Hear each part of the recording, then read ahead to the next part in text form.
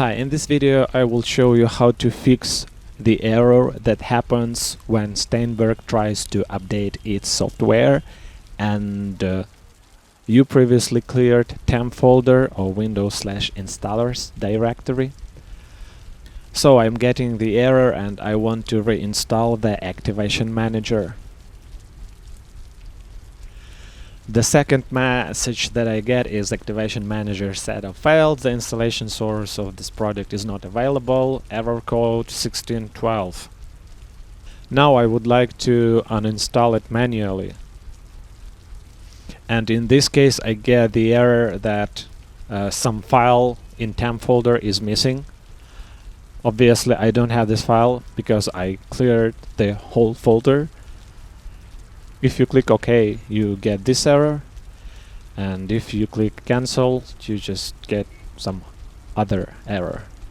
Hopefully another user had the same issue, and on the forum there was a link to Microsoft tool that helps to uninstall I don't know, broken software or uninstall broken installers.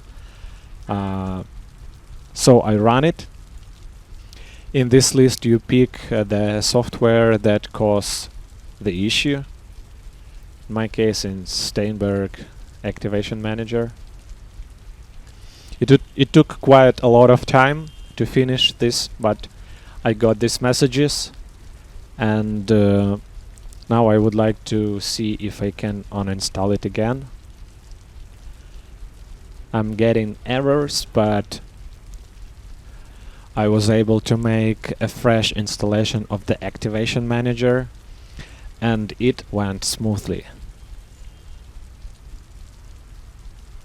I tried to launch the download manager again. I still got errors, but another software was causing them, so I will do the same process with Media Bay and Media Library Manager. As a conclusion, I just wonder who decided to put important files in the temp directory and why I cannot update something without those MCI files or temp files.